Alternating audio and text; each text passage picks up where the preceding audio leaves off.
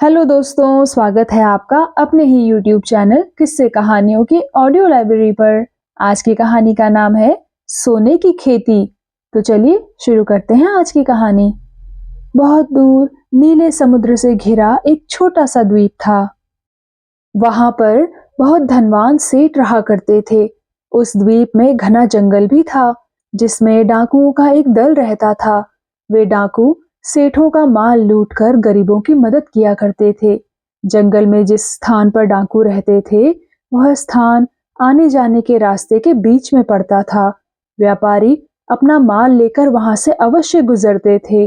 गरीबों को तो डाकू कुछ नहीं कहते थे, लेकिन धनवान वहां से खाली हाथ ही लौटते।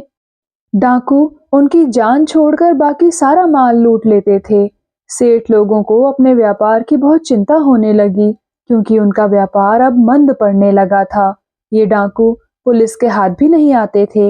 एक बार एक व्यापारी ने गरीब का वेश बनाकर धोखे से डाकुओं के सरदार को पकड़वा दिया। डाकुओं के सरदार को राजा के सामने पेश किया गया। राजा ने उसे फांसी देने की आज्ञा दी। डाकुओं का सरदार बड़ा चालाक था। फांसी पर चढ़ने से पहले ही उसे एक उपाय सूझा।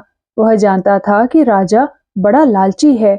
उसने पहरेदार से कहा, आप मुझे बेशक फांसी दे दीजिए, पर मेरी एक इच्छा है। आप राजा को यह बता दें कि मैं सोने और हीरों की खेती करना जानता हूँ। यदि वह मुझसे यह कला सीखना चाहें तो मैं उन्हें बता सकता हूँ। डाकुओं के सरदार की बात राजा तक पहुंचाई गई। राजा ने लोभ में आकर सरदार को तुरंत अपने पास बुलवाया। राजा ने डाकुओं के सरदार से पूछा, क्या तुम सचमुच सोने और हीरों की खेती करना जानते हो? अगर तुम हमारे सामने यह काम कर सकोगे तो तुम्हारी सजा माफ कर दी जाएगी और हम तुम्हें इनाम भी देंगे। डाकू ने राजा से सोने का एक टुकड़ा और कुछ हीरे देने को कहा। सोने के उसने खूब बारीक बारीक टुकड़े करवाए। फिर राजा से बोला, महाराज, इन बीजों को वही आदमी बो सकता है जिसने जीवन में कभी चोरी ना की हो। यदि इनको बोने वाले ने अपने जीवन में कभी भी चोरी की होगी तो सोने के पेड़ की जगह कंकड़ पत्थर का पेड़ उगेगा। इसके बाद डाकू ने राजा से कहा, चलिए महाराज, आप ही सोने के बीज बो दीजिए। राजा सिंहासन से उठे, परंतु वे तुरंत ही बैठ गए और मन ही मन बोले, मैंने बचपन में एक बार पैसे चुराए थे, इसलिए मुझे खेत में बीज नहीं बोने चाहिए, नहीं तो बाद में कंकड़ पत्थर के पेड़ को देखकर सब लोग मेरी बड़ी बदनामी करेंगे।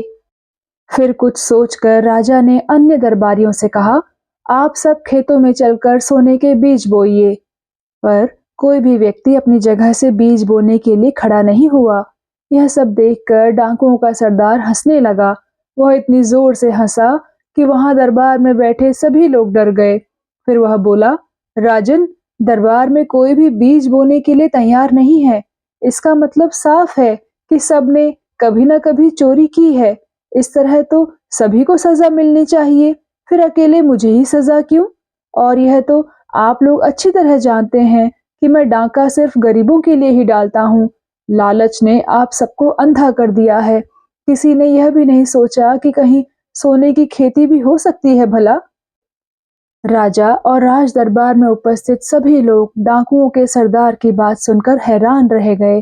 राजा ने डाकुओं के सरदार को खूब सारी धन दौलत इनाम के रूप में दी और उसकी सजा माफ करके उसे आजाद कर दिया। तो दोस्तों, कैसी लगी आपको ये कहानी और आपने इस कहानी से क्या सीखा? कृपया कमेंट सेक्शन में आकर जरूर बताइएगा।